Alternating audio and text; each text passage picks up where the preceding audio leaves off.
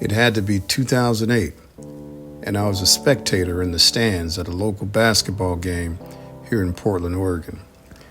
It was a matchup between two future NBA players, Terrence Jones of Jefferson High School and Mike Mosier of Grant High School.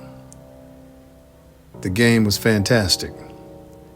And that night, attending the game with me was my son. He was 9 years old at the time, and he was a fan of both players. In the end, Terrence Jones got the best of Mike Mosier that night, and the Jefferson Democrats got the victory. But that's not the focal point of this story. The main reason why I'm telling you this story is because I met my grandmother again that night, and she had been dead for 22 years. Let me explain. At the end of the game, the fans rushed the floor. Students, friends, family, parents, everybody rushed the floor. And my son, he looked up at me with these big, excitable eyes, and he said, "Daddy, can I go?" And I said, "Sure, son, go ahead." And he joined the rush of fans going to the floor. He kicked over somebody's pop. He knocked over somebody's popcorn, but eventually he made it down to the floor to enjoy all the festivities and high-fiving all of the players on the floor. Under my watchful eye, of course. I watched him weave and bob and shake hands and high-five people. And then all of a sudden, he bumped into a Grant player, and the Grant player turned around, and with amazement, he put his two hands on my son's shoulders, and I could read his lips from afar up in the stands. He said, "Cousin, what are you doing? And who are you here with?"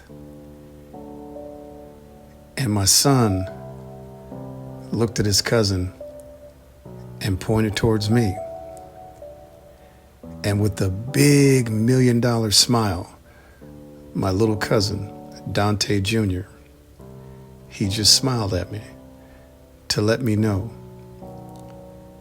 that he too had the same seed inside of him that I had in me. But that night, that seed fully blossomed inside of me.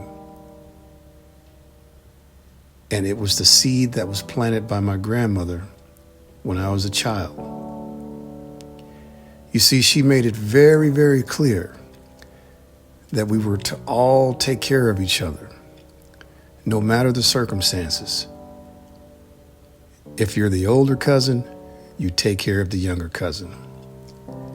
If you all go out, you all must come home together. And I saw her in his smile that night. And the irony in the situation is this: more than 25 years earlier, I had a situation with Dante Sr., my younger cousin. We both rode our bikes to the local swimming hole, enjoyed ourselves, and then when we came out, his bike had been stolen. And so I did what I was instructed to do. I put him on the back of my bike, and we rode around the neighborhood trying to find his bike. Now, I had no particular plan as to what I was going to do when I found the perpetrators, other than confront them. But the point is, the seed had been planted inside of me early on in my life to always protect and stand by my cousins.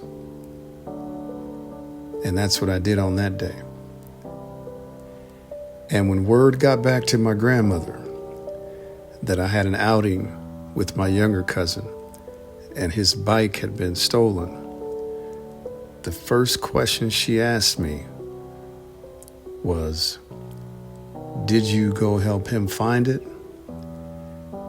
Did you look for the person to potentially confront them?" And I said, "Yes, Grandma." And my grandmother just said, "Well done. That's what we do as family."